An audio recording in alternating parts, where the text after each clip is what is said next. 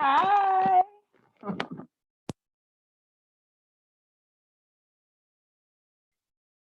Can you hear me, Miss Hilton? I can't hear you.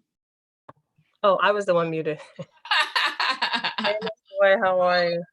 Doing? I got some bad news. They Which is? they went to the second department to overturn the temporary restraining order, and the second department has overturned the temporary restraining order. So that means is they're going to be going forward with the application. I know. It's a bad thing, but we tried. I mean, I can't say we didn't try. The lawsuit itself is still pending. So Right. still, we can still go through the motions, but that means is that they, despite the fact that we have no information, um, the application will get certified. I don't know if when they're going to certify. It was supposed to be certified yesterday. The stay happened today. Whether they certify it for tomorrow, I don't know. But the community board needs to start preparing itself.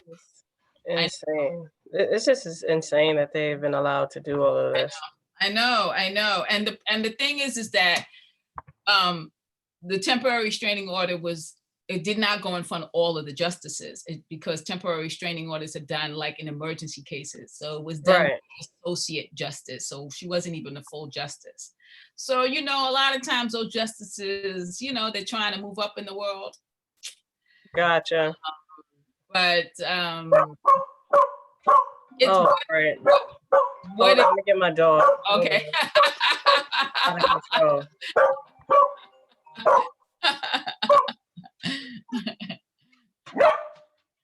I'm barking at my neighbor. Hold on. Okay.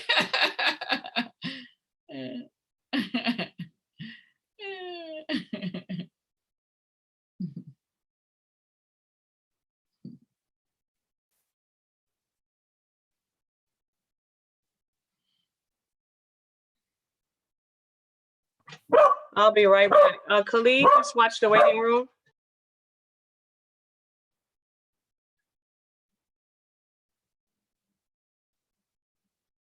Hi, Khalid. Hi, good evening. Yeah, Mia, no problem. Hi, good evening, Miss Boyd. I see you changed your photo. Yeah, unfortunately.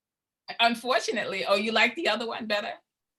I'm a meme guy. I like meme photos. Oh, but I guess somebody must have said something, right? Yeah, like, what is this? Unprofessional. So that's okay.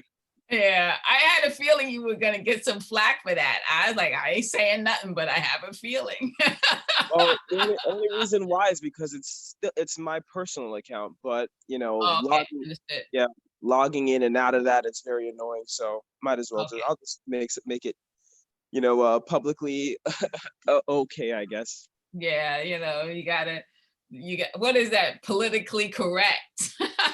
Yes, that's correct. Can't have Wesley Snipes crying with a gun, I guess. So that's okay.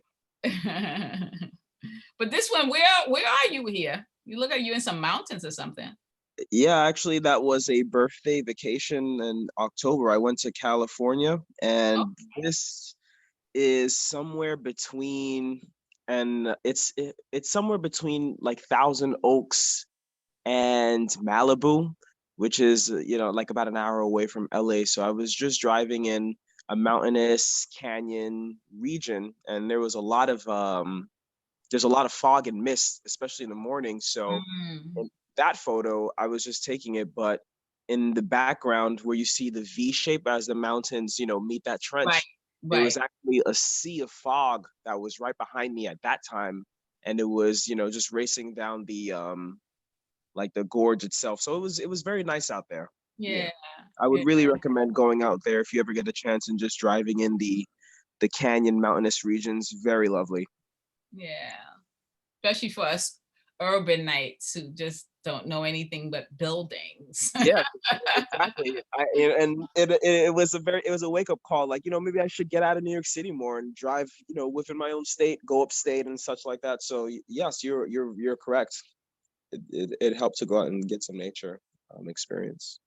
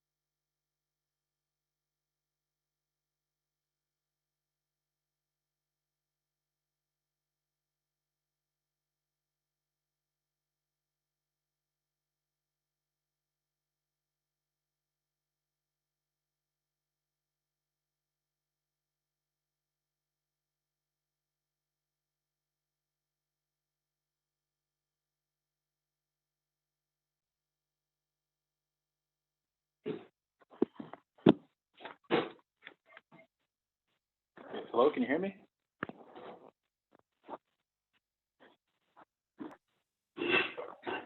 Hi, Fred. Good evening. We can hear you. Mia stepped away from the computer for a minute, but she should be back. I've been here, Khalid. Oh, sorry, Mia. I didn't know. I'm looking at me while you're saying that. I was like, huh? Yeah. Oh, I'm on my mobile phone, so I can't see everybody. That's why. Okay, my bad. Not a problem. Okay. All right. My apologies. Just a couple technical issues. Let me see. I see the treasurer. See first vice chair. See the secretary.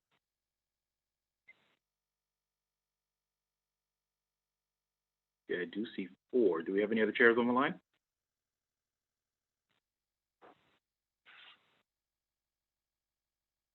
All right, we'll give a couple more minutes just to allow for people to join the call.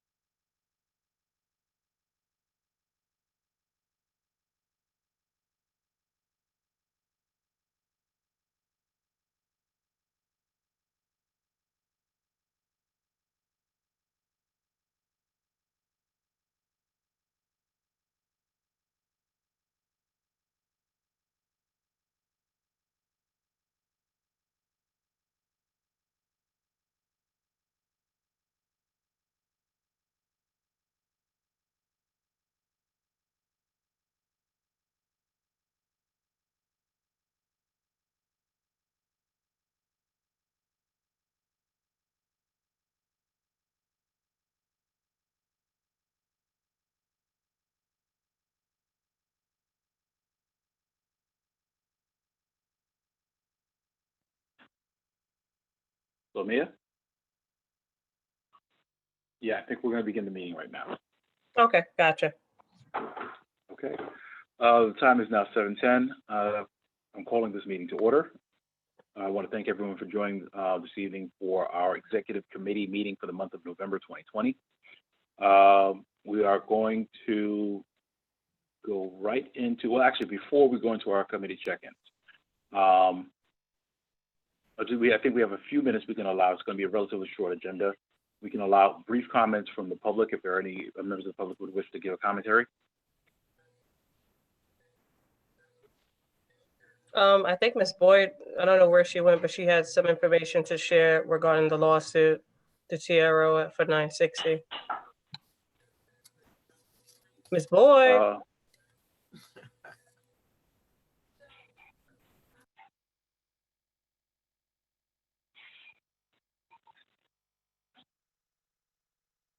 I can't see. Are there any other members of the public on the line as well?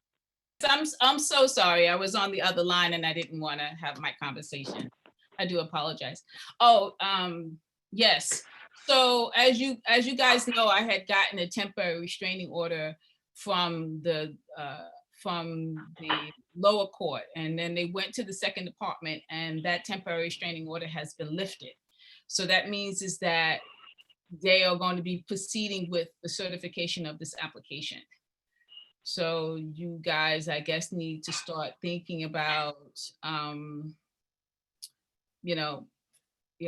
when you're going to have the hearing. Obviously, they're supposed to give you all of the documents that pertaining to this lawsuit. To this rezoning, including memos and everything. They're supposed to give you everything. Whether they're going to give you everything is questionable, because the Department of City Planning doesn't like to give anything. But I don't know when they're going to certify, because the decision has just been lifted. But they can't post date it, so it has to be moving forward. They'll probably notify you guys of when it's going to be certified. The lawsuit, however, is still valid. It is still moving forward. And that's it. Anybody have any questions? Was I speaking? You did hear me, right? No, we yeah, you heard me, right? It was all silent. I was like, was I speaking and nobody heard me, or? Do you have a copy of the decision? I would love to read it if possible. The TRO decision? Yeah. There wasn't a decision. Okay. I'm sorry. There was a decision, but it wasn't written. There was no explanation. Okay. It was just this. Okay. Yeah. It was right. They just said that they were accepting the applications and reversing the TRO. However, if you would like the paperwork that is based upon, I could give it to you. Yeah, that would be helpful. Yeah. My best guess is that if a TRO is going to fail on that end, is probably on the harm portion. It's just technical. I do litigation for a living, so I'm very familiar with this. Anyways, I would love to read it if possible. Yeah, I think the position is that because this is an administrative review kind of process, it's not like the way that you might have a TRO when they're pouring down the cement and then there's no way of ever coming back from it. Whereas if they did miss administrative steps, you still have the Article 78 that you can go to the court and ask them to null and void the entire process. So because you still have that option, they feel like a temporary restraining order may not be warranted. Obviously, whatever political pushback we could have made during the time in which we had the information was not available to us. So I feel like we are at a disadvantage. Other community boards and other communities are given all of this information as they request it. And so they can influence a rezoning application before it's certified. I think the real harm, however, is the interpretation of the new city charter reform. The city Department of City Planning is really making the position that they do not have to submit a detailed summary, that they do not have to disclose any information on this application, that the only thing that they have to do is give you notice that an application is going to be certified. And I think that's the harm, because the city charter reform was very clear that this was supposed to be a pre-certification where you're supposed to get to understand and know what the application is about so that you can push back and stuff like that. I did, however, get something from the lawyers, and there's 5 groups in the community that are supporting this rezoning. Tilbury Towers former president, wrote a letter of support. It appears as if our own city, our own community board member, Beverly Newsom, has come out supporting this rezoning. It also, Clarence Norman and his church supporting this rezoning, and the Jewish Council is supporting this rezoning, along with Union. So that's at least some information. Now, whether we'll get those letters of support, I don't know, but the lawyers did make the claim that those people or those groups were supporting the rezoning. Hi, Alicia, it's Warren. Could you just repeat the 5 people, your Tripoli Towers? Well, Tripoli Towers now has a new president. So that president has stated to us that she did not, and they did not vote to support this development project. However, it appears that they have a letter from the Tivoli Towers, so I can only assume it came from the previous president, who also supported the Cornell Realty. Beverly Newsom's tenant, Beverly Newsom, who's the president of Ebbetsfield. Correct. Clarence Norman's church. What's that church? Okay, so just hold on one second.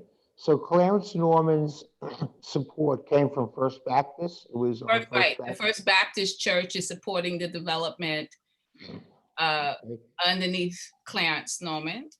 Okay, and Beverly, their support came from the Ebbetsfield Tennis Association? Yes, she's the president of the Ebbetsfield Tenant Association. Okay, who is? I don't know this guy, but he's on the community board. He was on the community board.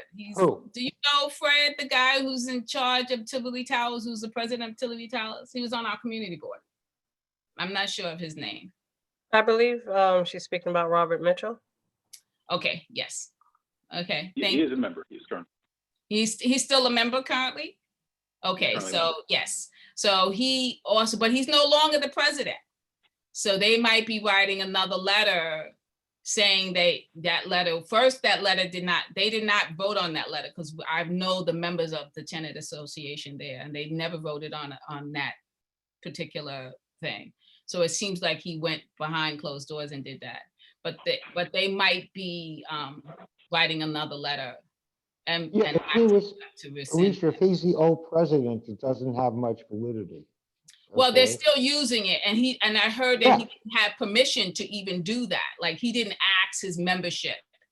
You know, I mean, Okay. you have to ask the membership. You can't just unilaterally rewrite a letter of support for such a, Agree. you know, a I agree building. totally. Especially because I've spoken to everybody on that building, and I haven't heard one person supporting that development, not one. Okay, who were the 2 No, other people? The 2 other organizations? There was- Jewish Community Council, is that what they call the Jewish Community Council? Is that with Eli Cohn? No. Oh, I don't know. Let me step back. I think I it don't is. know. I don't know. It's called, I I think think it it's is. called the Jewish Community Council. Community Council is Oh, Eli. Right, And they who's the- supported the previous rezoning. And, Who's the 5th? Is there a 5th group? the that union, supports it? a union, That makes sense. some kind of Okay, union. Okay, But if you Local guys, 32 BJ. huh? Local 32 BJ. Okay, so there you go. got it. Okay. So those And are when- that's the only thing that I got. One last question. You know, you sent us that information drop that I guess the Department of Planning sent us. Have you gleaned anything from that? What are you talking about? There was stuff sent to us from Oh, yes, I did. But all of documents. it was old. It was 2017, 2018. It has nothing to do with 2019, 2020. I mean, Sure. so it was old documents. So you know they resubmitted three revised applications. So I don't know what's going on with this application. They didn't submit the arborist report. They did not submit the memos from the different agencies. You know, so it was really a bare bones, old stuff. Had nothing new. Nothing. I just have one question. Flex. I browsed it and they had the amendments listed and there was an amendment D. Would that be the latest thing they submitted? Because I'm a layman on this stuff, so I'm just asking. I just know that they resubmitted an application on the 6th of November, a revised Okay. application on the 6th of November. But we didn't, even in the FOIL, we did not get any of those revised applications, even though I specifically asked for them. So Okay. we have not. Now, will we get those? Now that we're in court, we probably will get those FOILs. You know, because the FOILs are a part of the lawsuit, so we probably will get the materials. And But- plus for certification, we should get them.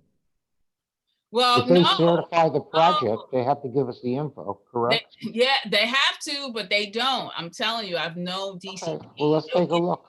They'll give you what they say that they feel like you need to have, and then you have to ask for all the other stuff. Like, they're not going to give you the memos. They're not going to give Okay. you what the other agency stated.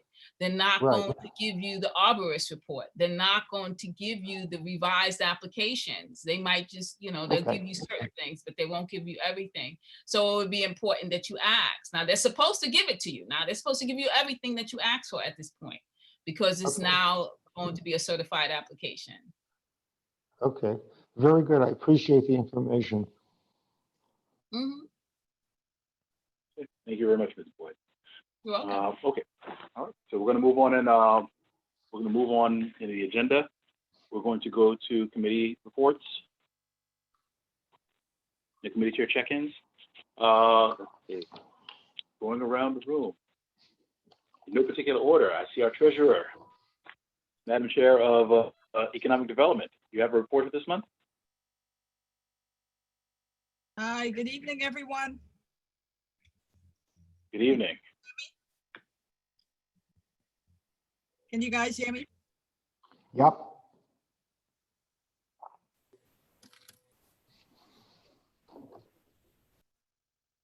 I think she's having some Wi-Fi issues. Debbie,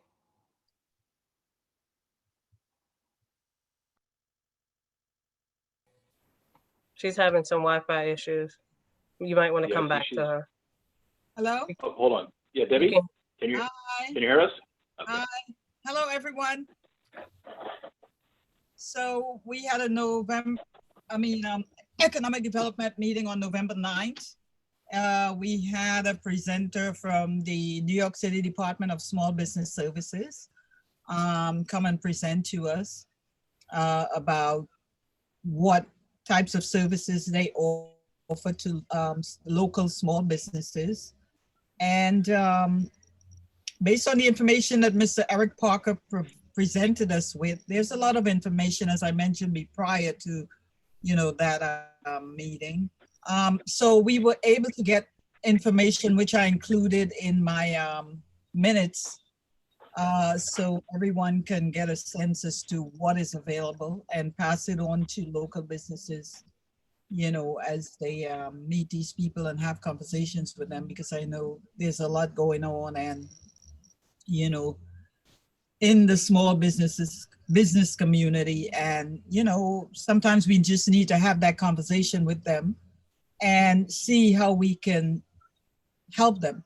So I've been doing that, and there's some other members on the committee who've been speaking to some of the local businesses. So we're hopeful that based on Mr. Parker's presentation, he said that there is resources pending.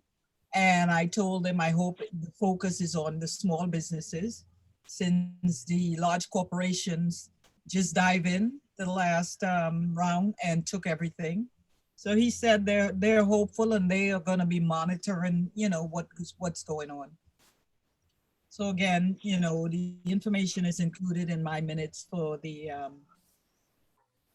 executive meeting.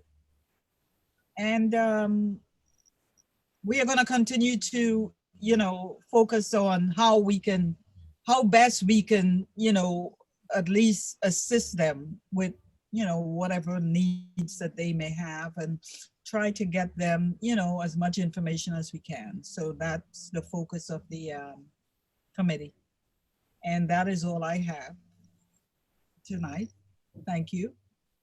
Thank you very much, Madam Chair. The resources, did they share like PDFs or documentation? Did they give back to the office or? Well, there is again, it's included in the report in my minutes. So there's a few links on there that people can,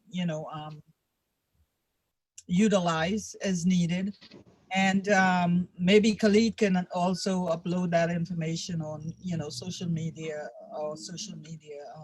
site, and get it, around as much as can that way. No, absolutely. Yeah. No, So and thanks for that information, because I definitely want to make sure that we use those links and send those out. right. Only because I have a doubt. I don't think people are going to peruse our minutes unless they're really, Netflix, they've gone through everything on there already. Right. Well, So if yeah, we can send those links out, so, we make those connections, so that way it's on places where people more readily access it. right. Are there any other, well, thank you very much for your work on this in your committee. Are there any other questions for the chair?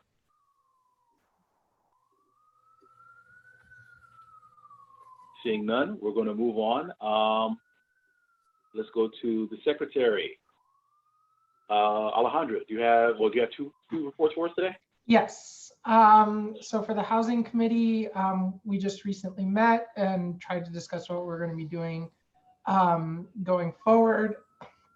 I encouraged all of our members to attend the ULURP committee last week and to stay active and engaged, so that if we do ever get a certified filing, we can review it for the affordability portion and see what the actual a number of affordable units that are going to be given, and what the actual, and we can put our opinion on it formally once we get something.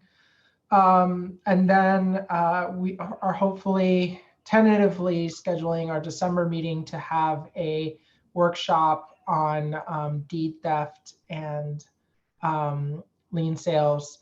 And I'm reaching out to the Attorney General's office to see if they can provide somebody to come in and speak to us about that. That was something that was pressing concern for a lot of the folks on the committee. And so that's where we're at. And then we're hoping to have some more similar workshops and presentations throughout the year. And then in terms of the district manager search committee, we met last week. We voted on moving forward to interviews. I don't have my laptop in front of me. I can pull up so we're having our first set of interviews tomorrow night. Hold on one second, I can pull up and so we'll be going into executive session. We're going to have 3 overall interview evenings, one tomorrow night, one next Monday, and then the Monday following Thanksgiving. So tomorrow night, we're interviewing candidate number 3, number 9, number 97, and number 101. And then we'll hopefully follow up with the rest. Any of the community board members are welcome to attend.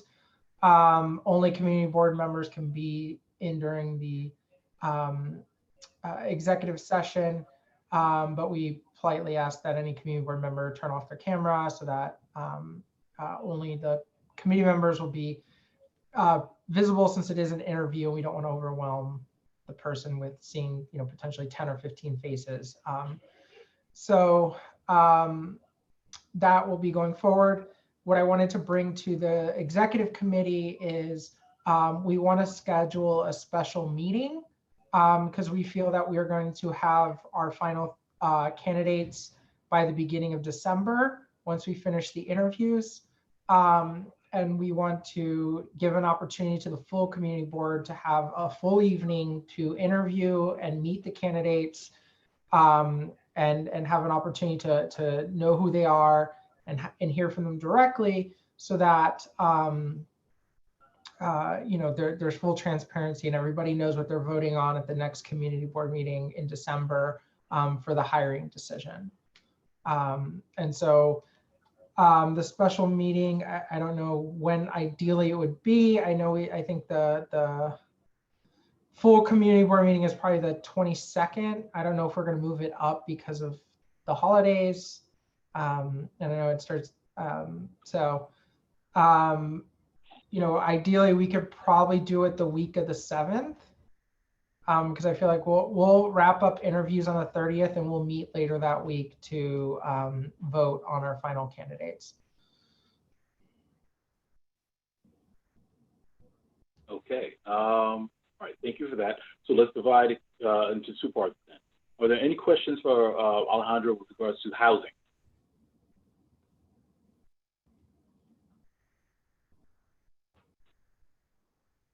Debbie?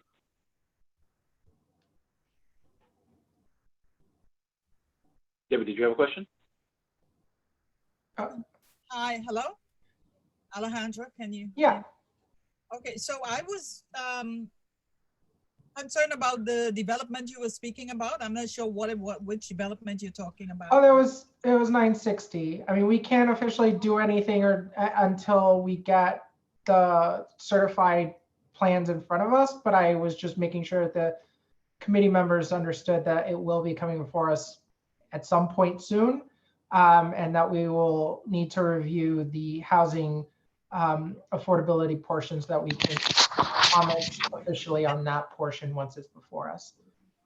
And you also mentioned the fact that you didn't know how many was going to be given to whom.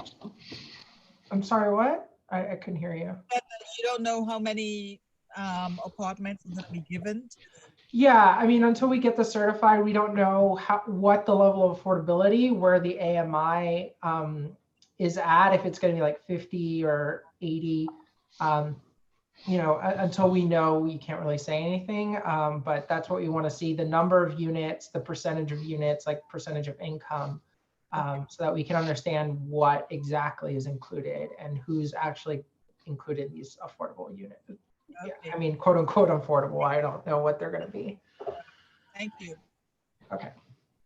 If I can, Alejandro, along those lines, if I could ask you and your committee to also investigate as part of that, not even just as part of this development, because for all developments, there's always a conversation about affordability, and AMI always comes into the conversation. And I think one of the criticism, the issues is that AMI is not reflective of our community, because most of our community falls way below AMI to begin with.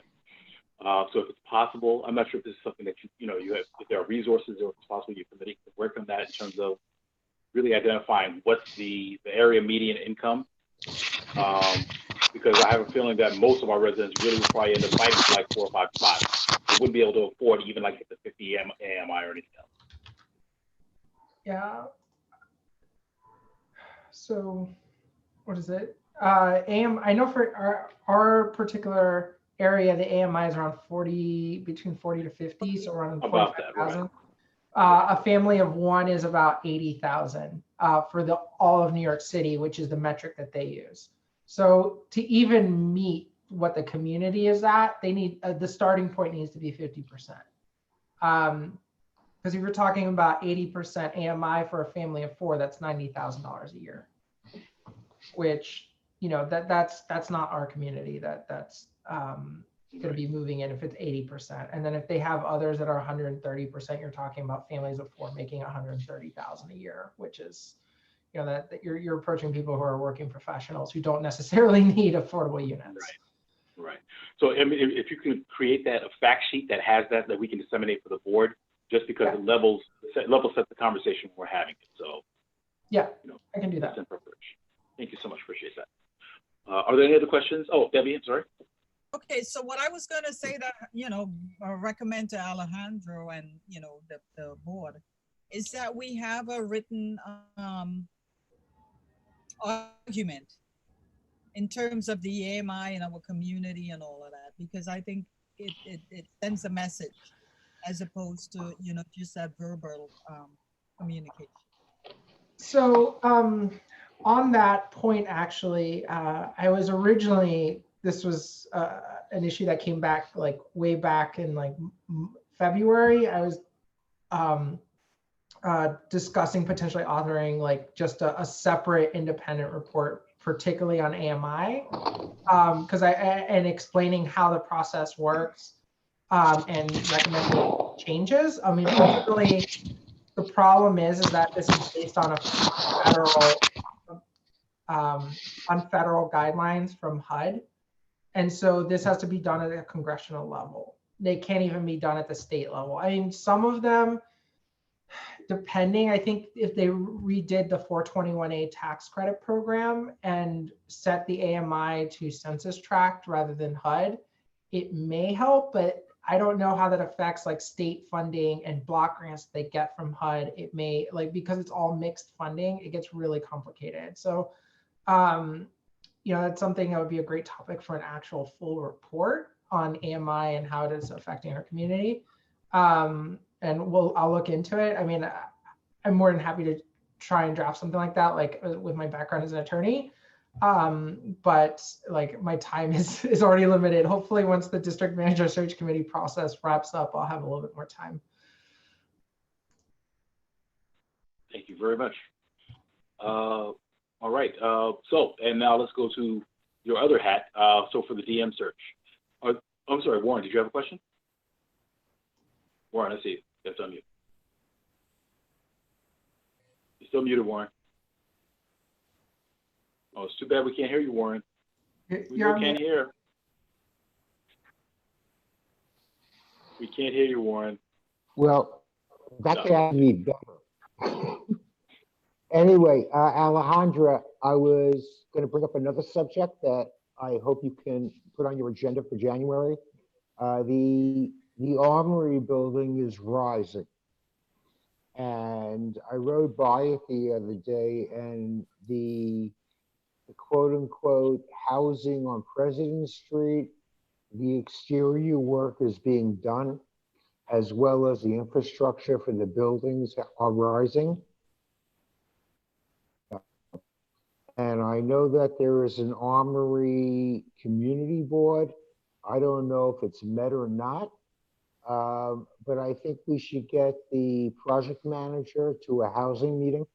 We don't need to talk about recreation at this time, just to make sure that we're on track there and to see what's going on. Do you agree with that? I have no issue, you know, seeing in particular what's going on with you know, the construction and how long that'll take. I mean, I can see it from my roof, and I mean, it's already like, it's fairly visible. You can see the elevator shafts. Correct. They're like at Correct. like 10 floors already. Correct. I think we should show an interest prior to, let's say the finishing is a year and a half away, all right? But I just, personally, I don't have a good feeling about all this. And with the whole issue of 960 coming up, we're talking about a lot of apartments. Yeah. All right. Thank you very much for that, Warren. So now, are there any questions for the district manager search related questions for Alejandra?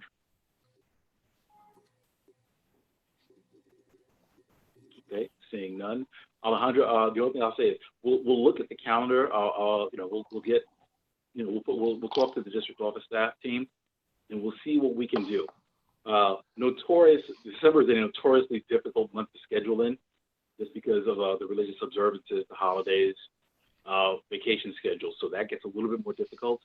But we'll see what we can do, if there's any adjustments we can make in the schedule with regards to that as well. But thank you and your committee for all your hard work. We really appreciate everything that you've done, and we're looking forward to being able to have a district manager in the new year. Okay. Pat, Ms. Moses, Euler. Hey, y'all talked all around me now. I don't have to say anything. But anyway, we held 2 meetings. One was held on October 29th, and the second one was held on November the 10th. And that was to discuss the pre-certification process for the 960. And I must say, for both meetings, we had a very large turnout. The last meeting, we had like 73 people. That was on November 10th. We had about 73 people. Now, 960 was scheduled to be certified on November the 16th. However, because of the court case, it was delayed. So I'm not sure exactly what the new date is going to be.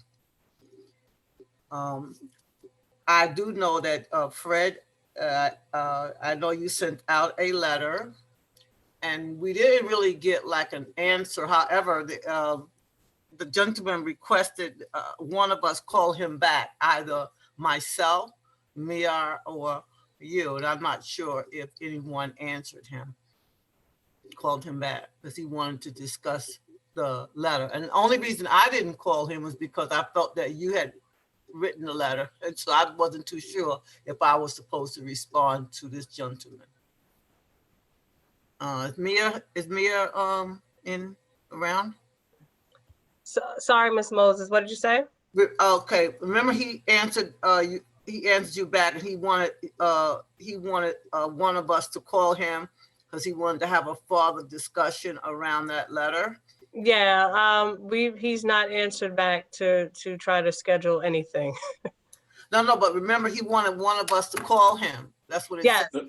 No, He Mia actually did call. called into the office first to get a sense of whether we wanted to do a conference call or a virtual call. And I said that, I'm sure that you would be open to participating, as well as the board chair and other interested members of the board. And nothing after that. He was supposed to be reporting back with an update to schedule some sort of virtual contact, and that has not happened. Oh, okay. Because like I said, I didn't want to just call, and I didn't know what anyone else was doing. So we don't really know what the new pre-certification process. We don't know what date that's going to be. So hopefully it'll be soon. We did submit our minutes for both meetings as requested. And I guess that's about all until we have our next meeting or till we get a follow-up. Now, one of the reasons why I think we're having this problem, because it's a pre-certification process. And and my understanding, and I said this in my meeting, is that the land use review they're reviewing the application to make sure that it's completed and technically accurate. And then the second part of it is the environmental review. And my understanding is that the purpose is to disclose and analyze the potential impacts that the development proposes that may trigger. Now, that's probably one of the reasons we're not getting anything, because once they're certified, they said that they were going to send us an entire package for our review, and that we would definitely have it within 5 days after it's certified. And that's what was said, the entire package. So we will have time to review it.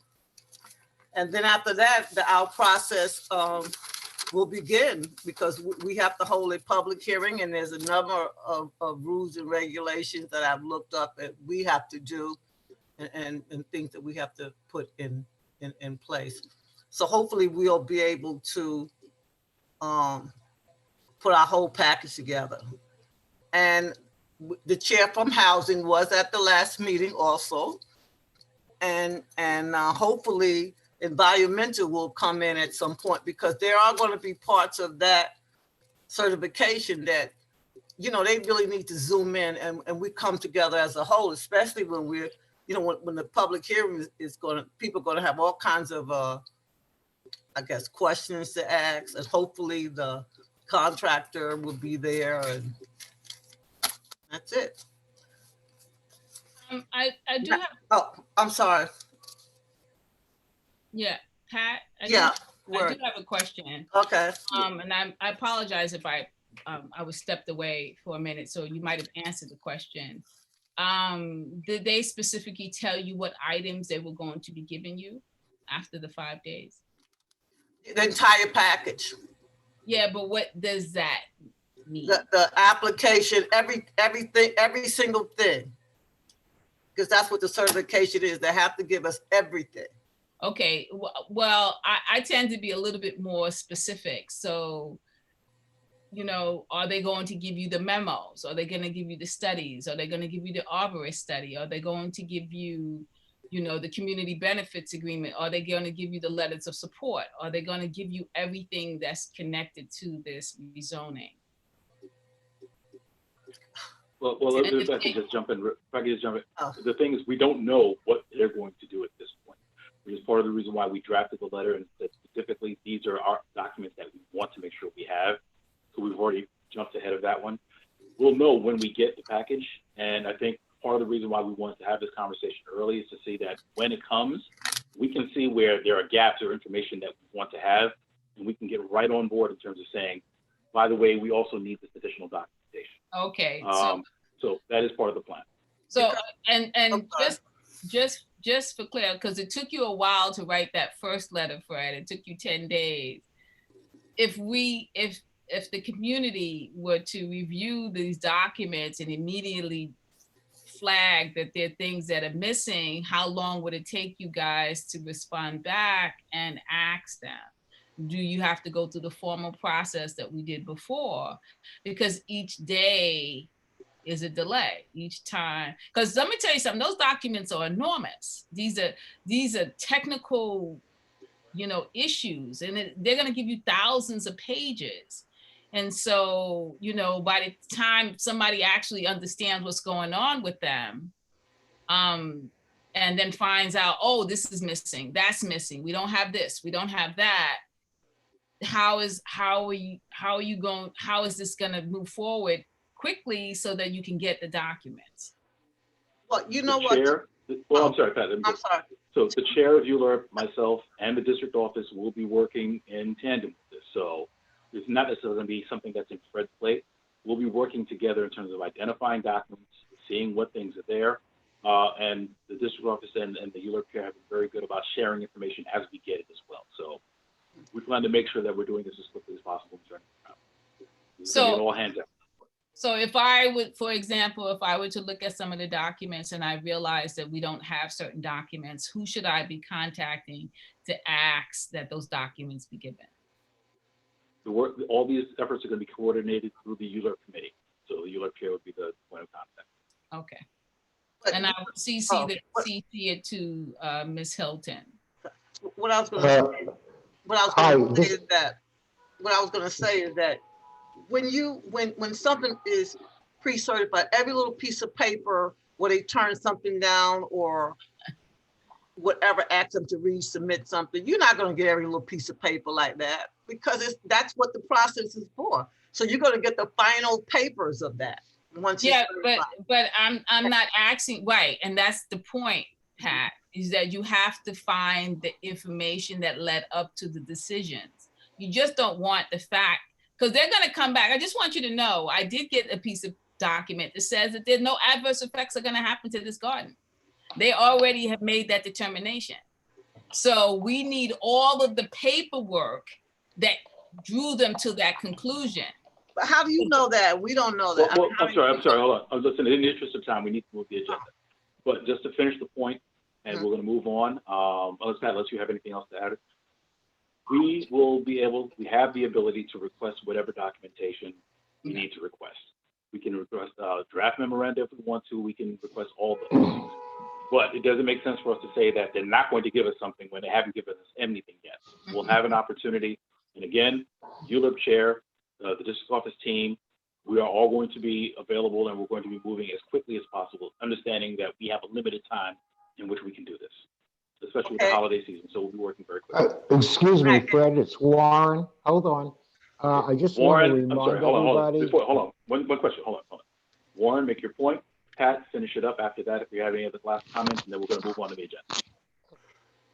Okay, the executive committee has discussed this and we'll be using a info@cv9 email to collect all information in one central place. Huh? The question, Alicia, when What? the information comes out, we'll also advise you where to send your comments.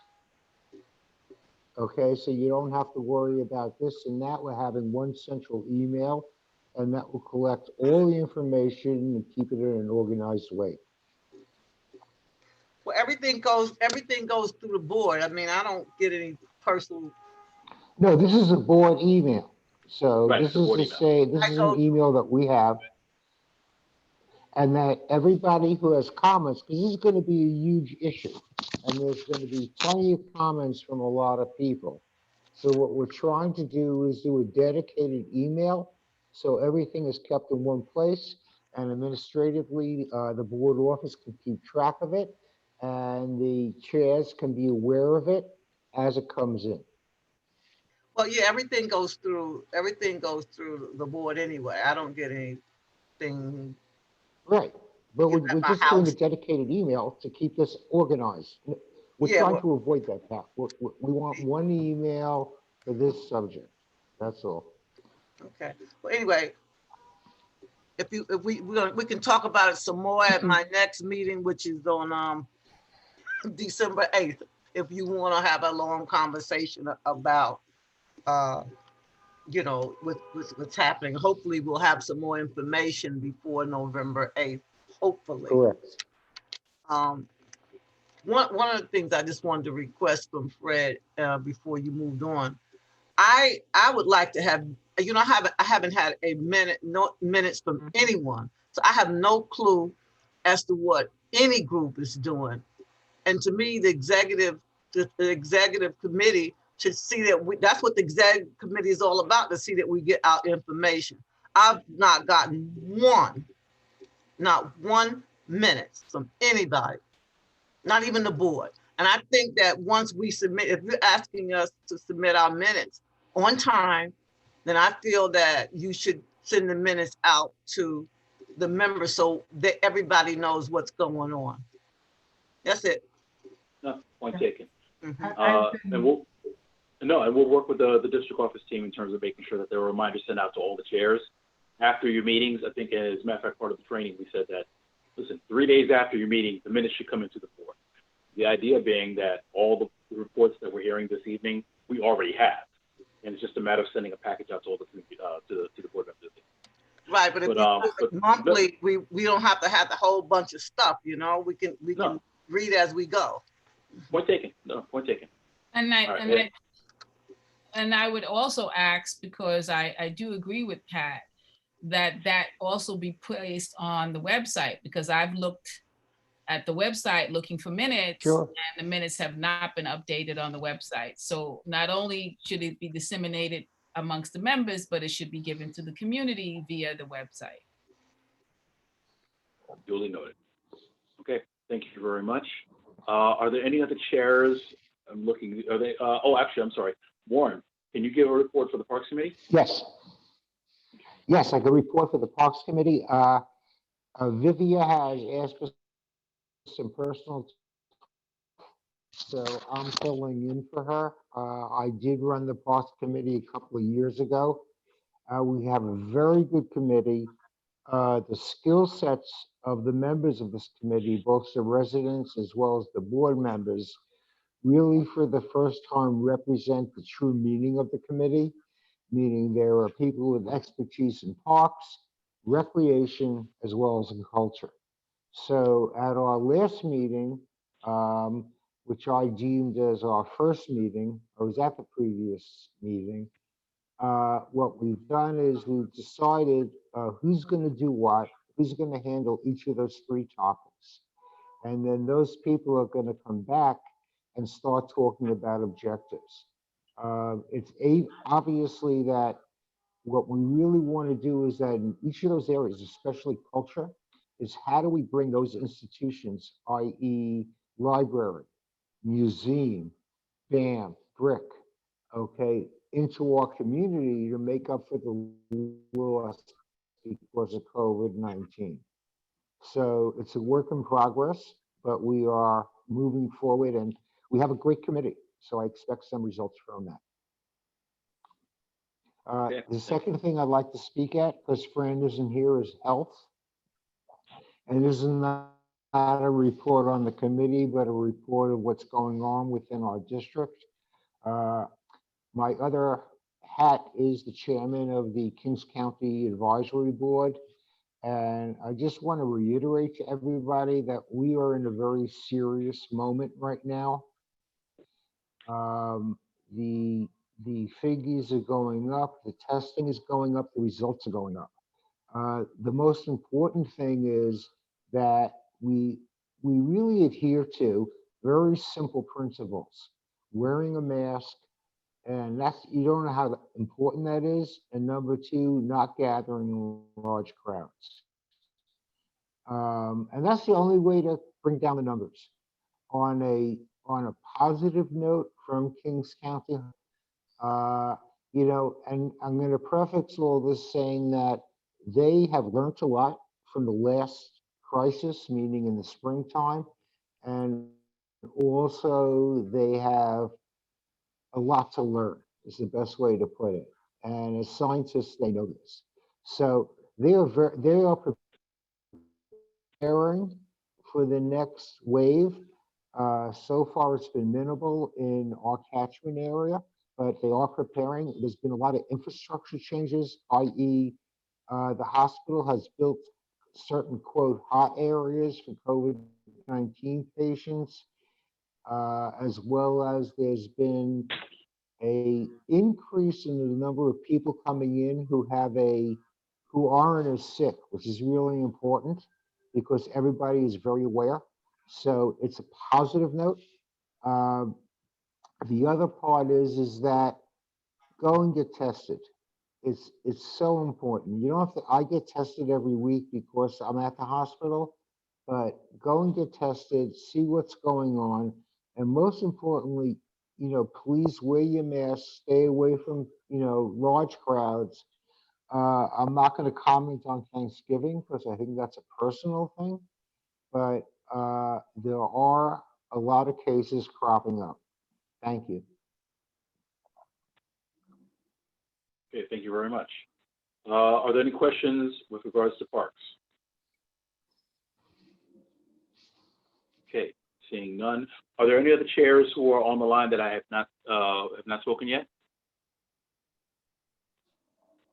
Okay, seeing no hands or comments, I want to thank everyone again for your hard work.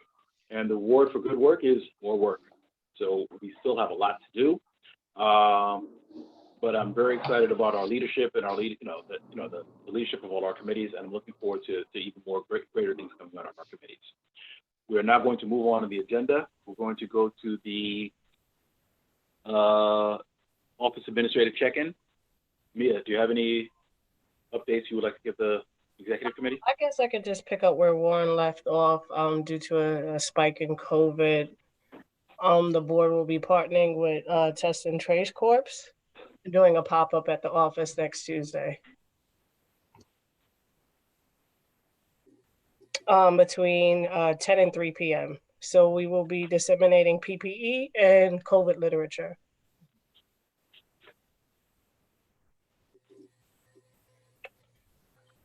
And yeah, that's about it. Excuse me, Mia? Francisca's event, excuse me. We'll also be partnering with the precinct council to disseminate dry goods and food products for the holiday to the community, as well as PPE. Great. I just want to add one thing, that I go for my testing at Kings County Hospital. It's open from like 9 or actually earlier, like 6 to 8 p.m. And it is quick, it's easy, and there is no charge. So I got tested on Sunday and I had my results Monday morning. Thank you, Warren. Mia, I have a quick question. I have quite a few, I don't know, I have quite a few boxes of PPE, like including masks and miniature hand sanitizers. I don't know if I could donate to the office to give out on Tuesday That or. would be great. Yeah, because you know what, we're actually just got a donation of like a small plastic bags from Metro PCS, so we can just make grab and go bags of PPE and sanitizer Perfect. when we have little pop-up events, or because I guess as weather stays on our side, at least once a week we just put the table out in front of the office and get PPE out to the community. Kingsbrook Jewish Medical Center also donated some items to some masks to the board as well, just to get them out and circulating into the community ahead of the second wave. So I'd appreciate it. I can coordinate it. I do have a question. Is there Yes. any directives coming down regarding this second wave? Because obviously all the scientists are saying that it's inevitable, right? Everybody says it's inevitable. So is there any directives coming down as far as going back to some of those more restrictive, like closing down CB9 and stuff like that? Not as of yet. I guess it'll be, similar to the first time. We'll just be standing by for an executive order to stay home, because essentially that's what we received the first time. The key- Um, Say that. I said no. That's what we received the first time. We didn't stay home until we received that official executive order from the governor. So until then, we're in and out for minimal activities and to do pop-up events and administrative things. But until we receive formal notice, and we haven't. So And does anybody know what percentage was spiking when that order came down?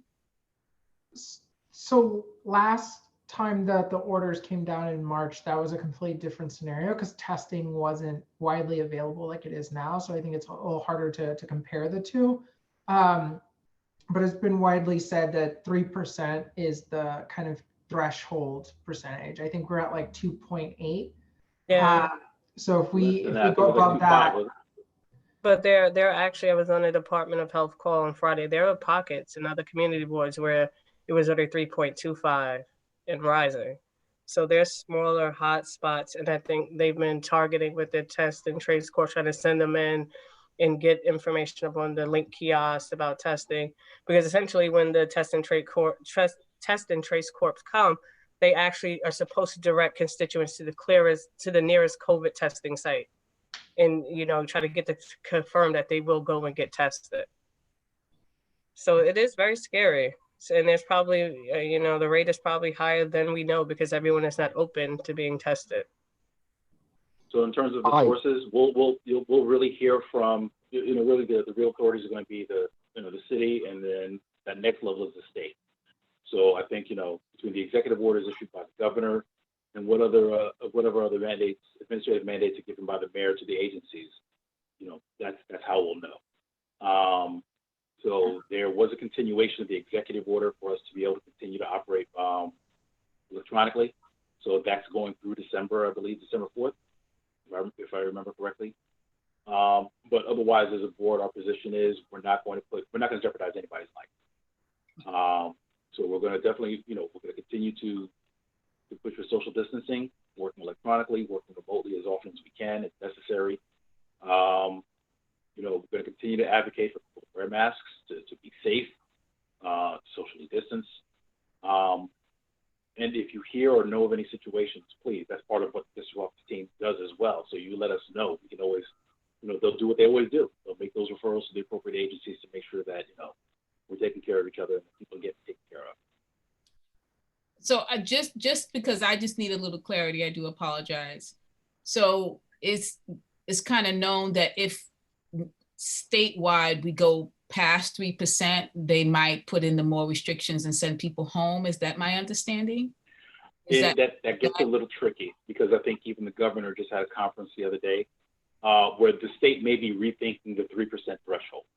So, and they might be doing different tactics where they might just start trying to micro target. So instead of a blanket, all of Brooklyn or all of New York City is shut down, they'll probably do what they did before. They'll create the red, orange, yellow zones and they'll do targeted closings that way. But none of that is official, obviously, because I'm not the governor. That word will come down to those channels when, whenever they make decisions like that. So And that'll come down, obviously, to the city.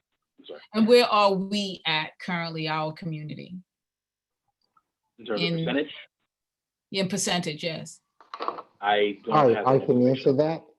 Please. Hi, Alicia. Right now, our community is below 3%. We have a spike in what I call quadrant 3, but that's been calming down. The Test and Traces Corps have sent in a special team, and And that what's seems to be quadrant, working. what's quadrant 3, please? Quadrant 3 is from Nordstrom Avenue to Utica, from Empire to Eastern Parkway. Oh, And okay. it's reflective of the rest of the Brooklyn, okay, where the Hasidic communities have had a spike. And I mean, some of the communities not in our quadrant have been up to like 7.6, 8.4. So we'll see what happens. The only thing that I know is that the data is pretty quick and there seems to be action taken. I think the major thing is that all of us as individuals have to really use our common sense and not have large gatherings. That seems to be the big thing. What the studies are showing, that people in small places with large gatherings, as in restaurants as well as gyms, are the big spreaders of the disease. But you didn't really answer my question. I'm not Yes, I saying, did. I know. Alicia, I apologize. I mean, and I know that we're not going to answer No, all I questions. just We have to wanted- move the agenda. I understand that, but I need to know what the number is, not that it's below 3%. What is our number? Do you know what the number is? That's No, what I don't know the exact number. It has been 2.8, 2.9, 2.7. It Okay. changes daily. Okay. Okay. All right.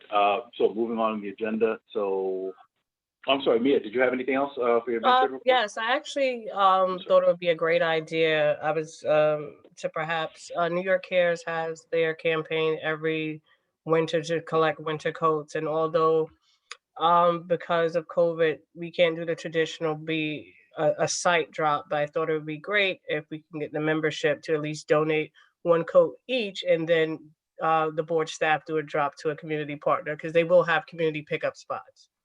I thought that would be something to think about. Okay, no, that's a great idea. So let's talk offline about see what we can do in Yeah. terms of affecting that. All right. Okay, so we're going to move on the agenda. We're going to go to the chairman check-in. Very brief report this month. I think most of the topics that I probably would have discussed have been talked about at this point. And I want, and that just really means that the committees are really doing the work that needs to be done. And I want to thank all the committees and the members and the community for all the support and the hard work that they've put in. Just a couple of items I would like to talk about. One of the things that we have been discussing since last year was the need for additional training opportunities for members, for the community. So I'm very happy to say that last night we had the first session where we actually were able to do that, where we had a bylaws review, and we also had a quick conversation about board operations, speaking about committee operations and the district office and what their role is and the services they provide as well. So some of the comments this evening were very timely in terms of these are the things we should be talking about. These are the expectations. We've come a long way, and I will not even say that we are where we need to be. But I think having the conversations and starting to put things into place, the mechanisms to really make sure that we're doing what we need to do as a board. So I'm taking very seriously all the comments with regards to minutes being put in on time, about them being disseminated appropriately, making sure that members have the opportunity to have the information in advance, so that way they can ask the questions that need to be asked. So we're going to be, moving forward, we're going to be enforcing that more. Additionally, I will be having a conversation with the district office team in terms of making sure that we're tracking attendance as well. So I would ask all the chairs to please make sure that you're keeping track of who's coming to your meetings, and just as important, who's not. this is probably a very timely conversation as well, because now we're at the month of November. In the next 2 months or so, the process is going to open back up again for new board members and for the reappointment of members. So we're going to need to track that data, so that way when Pearl Hall does ask, well, who's on the board, who's coming, and who's not, we have that data ready. So I would just ask that all the chairs continue to do the work you're doing, but making sure that if you haven't done that, please make sure you review all your past attendance to make sure that we're keeping track of members.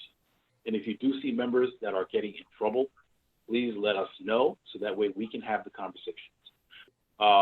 My particular philosophy is I'm not trying to get gotchas in here. I've always said that life, we all have lives. We all have priorities. We have families, we have work, we have, illnesses we're dealing with, or loved ones who are dealing with issues. So I understand that. It's just a matter of we just need to make sure that we're communicating with each other and we're supporting each other wherever we can. But again, so it's just to that point where I would just want to make sure that we're tracking attendance. Again, back to the point of training. So we did have those 2 training sessions last night. I was very happy with the attendance there. We are going to do this. This is going to be a much more regular occurrence. So for any members or the executive committee, if you have ideas or topics that you would like to see included as part of training, please share that with myself, the executive committee, or the district office. So that way we can start putting together resources. Part of what we would like to do is by the end of this year, hopefully, we can develop a training package or a packet of documentation where when new members come in, or even as a resource for more seasoned grizzled veterans here, we can actually look back at that and all have a common understanding of what it is we're supposed to be accomplishing as a board, what our responsibilities are, and how we're supposed to be functioning, making sure that we're in compliance with all the rules and regulations that apply to Community Board 9. So with regards to ULURP, I think we've had an extended conversation with regards to that. We're waiting to see what happens, but again, I think we're also reaching out to see what information we can make sure we're getting in advance. So Mia has already stated that she's reached out, so we're looking forward to that next conversation with DCP to make sure that we're clear in terms of the information that we're looking for, that we're expecting to respond to, and also with an eye in terms of what next steps, what we can anticipate reasonably. The date that was originally scheduled was the 16th. Obviously, that date has passed, but I think that from the conversation we've had, DCP may already feel that they've already satisfied their requirement in terms of notice, because they gave us the notice earlier that they were expecting the certification date to happen.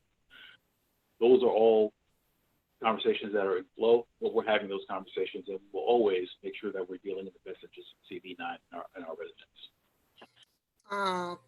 Can I say something about the bylaws? Sure. Go ahead. Well, I'm sorry. Let me just make one last point, and then I'll entertain your question. Is that okay? Mm-hmm. Okay. And then the last point, I think we've kind of touched on this as well. Well, last 2 points. The district manager search, very happy with that. We just want to make sure, we're just asking for patience for just a little bit longer. I'm very happy with the job that the chair has done in her committee. One of the things we wanted to make sure that we did was develop a process that was transparent as it needs to be, but also sensitive to other issues and concerns regarding making sure we're in compliance with open meetings laws, making sure we're in compliance with privacy laws as well, and making sure that this is a process that all members understand and agree on. So we just ask for everyone's continued patience and understanding in terms of we want to make sure that when this new DM, whoever he or she may be, gets hired, it is because we were thoughtful and we were engaging, and we really went out there and sought the best talent to get for this position. And my last piece is with regards to scheduling. So November, December, we're in the holiday season. It gets more difficult. So what I'm asking for is everyone to hang in there, to make sure we don't go on vacation too early. Remember those, attendance tends to fall off significantly during these months. A lot of times this is where members get into trouble because all of a sudden November, December, they have 2 absences because it's the holiday season and they decided to skip the meetings. So please remind your members to make sure that they're coming to these meetings. As the chairs, also please let us know what you're feeling or what the feelings of your committees are with regards to timing. We may have to shift a few meetings around depending, so please let us know what your thoughts are in terms of scheduling, if there are meetings or events that you're going to have. let the district office know in particular, so that way we can understand how we're going to juggle things in terms of making sure that we can support the meetings for one thing, and then two, make sure that we'd have people there. I don't want you to schedule meetings that you're not even going to be able to achieve quorum, because it just wastes everyone's time. That's all I have for my for my chairman's report. I'll entertain questions. Ms. Moses, I think you had a question you wanted to ask? Yes. When you speak about the bylaws, they're not being followed. And I always feel that the executive committee is supposed to be the overseers. Because I'll give you an example. I've never heard of two co-chairs. Who's the chair? I think that's the committee, or what committee is that with two co-chairs? Youth. Whoever heard of two co-chairs? That's if we wanted to go out of the bylaws, the whole board has to vote to go around the bylaws. And then there's other people who are holding chairs that's not supposed to be. From my understanding, as long as I've been on the board, I've been here in a year. You got to be on here a year. Well, there's people that hold chairs that's not on there a year. So my point is this: if you're going to ask us to follow the rules and regulations, everybody needs to follow those bylaws, and anything that's out of them, I think the entire board is supposed to. The entire board is supposed to vote that we're going to alleviate this or not do this or that. So what's going on now? I don't understand why the executive board can't see it, and I'm sitting here with nothing and I see it. I have to respectfully disagree on those 2 points in particular. Our bylaws don't preclude having a co-chair. It mandates that you have to have a chair, obviously. But you don't have a chair. You have two co-chairs of your youth committee. Where's the chair? They are both chairs, co-chairs. Where is the chair of the youth committee? The two co-chairs are both serving as chair of that committee. They share that responsibility. That's not understood. We'll have to respectfully disagree with regards to that. That can't be. You got a chair and co-chair. Can I just ask a question? Can I ask a question? Are both of the co-chairs board members? They are both board members. All right, and with regards to the second question, I believe you had was. Well, we'll have this discussion because I read it over and over again, and I know you're supposed to have a chair and a co-chair, and the person is supposed to be at least on the board for a year. So I don't. No, that's not. I'm sorry. Yeah, that was the bylaws anywhere where it says two co-chairs. Right, you don't have to have two co-chairs, but that's not precluded by the bylaws. That's for one, and we can disagree on that. The second point was with regards to the only restriction in terms of time is to be elected as an officer on the board, an executive officer. That you have to be on the board for at least 1 year before you can run for elective office. Well, we need to read them together because I mean, and I've been listening for the past 4 years around that issue, and that issue has been said. Oh no, you haven't been on. You can't chair. You haven't been on the board a year, but yet there's exceptions being made, and I just don't like it, and that's it. And I know better. But I know better. They're not exceptions. I'm not going to argue with you with it. I just know better. We can have fair that enough. discussion. Moving on. Thank you very much. We're moving on. Well, actually, so let me conclude with that. Are there any other questions? Okay, seeing none, we're going to move on to the I have one more question. I do have a question. Will there be any final question, and we're moving on. I'm sorry, go ahead. There'll be more staff trainings? When you say staff trainings, you mean? I mean the training. You said you had training on Monday on the bylaws, right? Correct. Are you planning on having more trainings like on the open meetings law or something else? Absolutely. So one of the things that we didn't want to do was have a marathon 9-hour training because there's definitely enough topics that we think that the board should understand and know. So we didn't want to do it that way. So the first set was actually scheduled for a bylaw review, an overview of committee operations and district office operations. The third one was supposed to have been a ULIP training. The speaker for that was not able to make it last night, so that's going to be rescheduled. Who's supposed to be doing that? Richard Barak was Oh, scheduled to come do it on, last. guys. You really? Alicia, listen. But anyway, with regards to that, and Ms. Boyd, thank you. With regards to that, to answer your question, yes, we are planning additional trainings on the future on other topics. Oh, okay. So that is something. Fred, can we at least as a community say that Richard Barak, nobody ever understands him. People walk away from his presentations always with a question like, what did he say? And yet we continue to use him as if he's the only resource in the entire New York City that can explain something. I mean, you know, if you're serious about really trying to educate the public, and if we tell you that we don't understand a presenter, why do you keep bringing that same presenter back and back and back and back? Everybody always walks away with a, what did he say? Okay, your comment is noted, Ms. Boyd. Yeah, but you're saying you're noting Ms. my Boyd, comment. Ms. Boyd, I noted your comment. We are moving on. Thank you. Okay, so item 5, the agenda for the board meeting. So the agenda that I have is as follows. Call to order. I'm so sorry. I am so sorry. Yes. I forgot to do the reporting for public safety. My apologies. Extremely brief. I Please. apologize. I Not so a problem.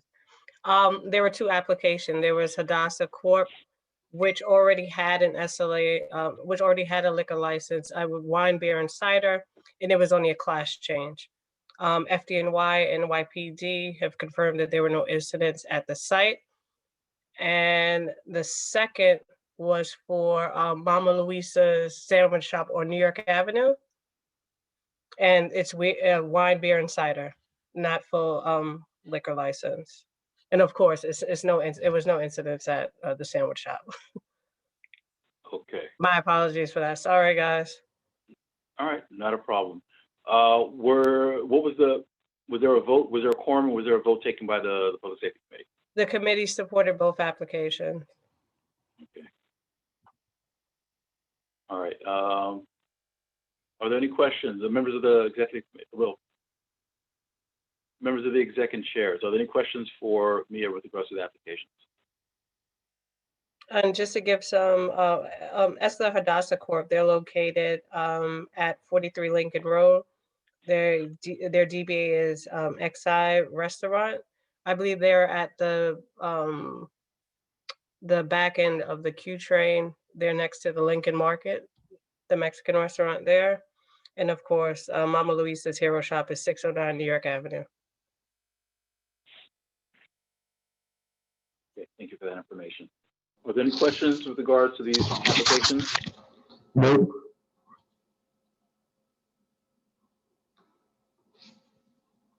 Okay. All right then. So going back to the agenda, call to order, code of conduct.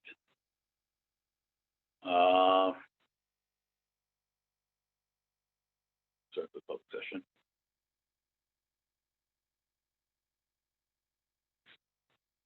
Are there any presentations other than the SLA applications? Mia? No.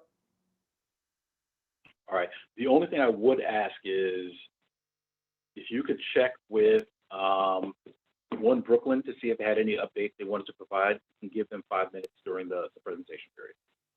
I'll double check with Enid. Yeah. I believe they had their info session last night as well. Okay. Yeah, so just let them know that if they have any updates or any updates or materials, they can have 5 minutes for a presentation. All right, so we'll leave that as an area for any presentations. SLA applications.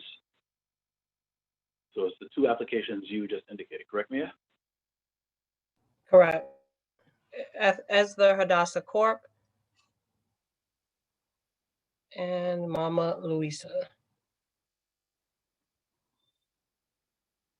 Okay. Sorry, what was Okay. the name of the first one? As the Hadassah Corp. With a DBA of IX Restaurant.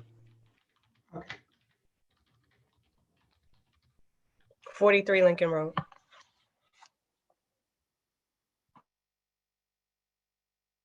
Okay. If you can also get any materials sent to the board members as well, or the minute, if you can send the minutes actually, then what are any supporting materials sent to the board? Yeah, once we send out the general board agenda, we'll attach the respective SLA docs in the meeting, just so that people have a reference point ahead in the meeting, the general Thank you very board. much. Thank you very much. So SLA applications. After that, we are going to have public commentary.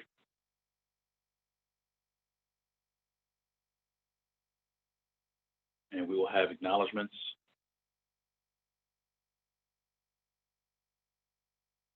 And that will conclude the public session. For the business session,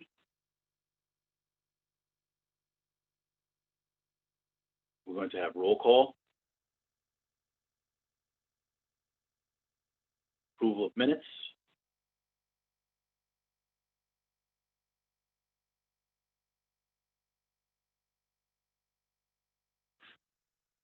going to have committee reports,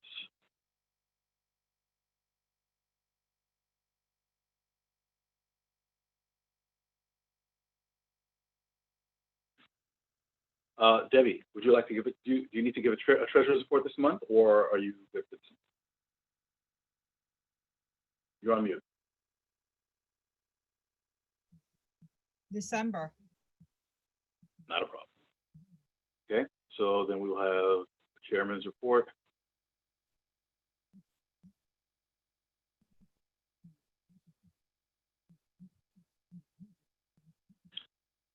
Then we will go have a voting session.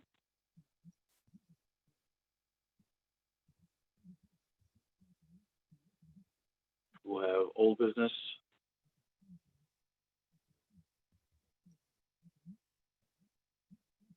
Unfinished business, I should say. And then new business. And adjournment.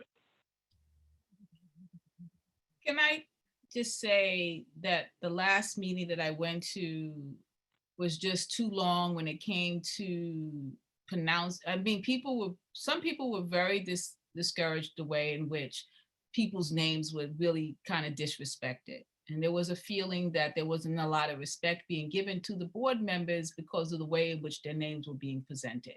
So I would hope that the executive board would turn around and look at who should be saying the board members' names so it's not chopped up and just was horrible last time, in case the secretary is not available, the alternate person who can pronounce the names respectfully.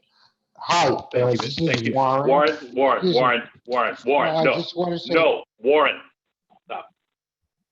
We are going to continue. So this is the agenda as presented. This is the agenda for consideration. Are there any items that are missing that we need to add?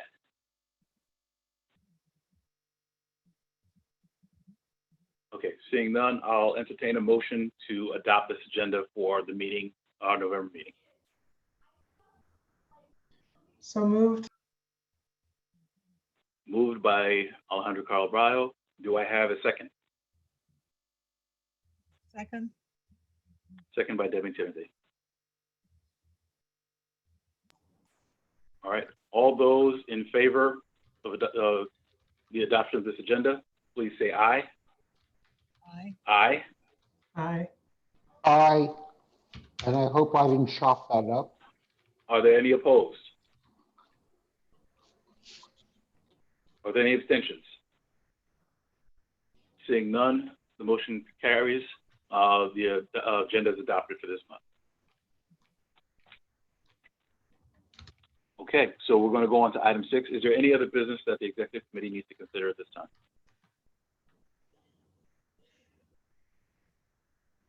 Seeing none, I want to thank everyone again for your time and your participation this evening.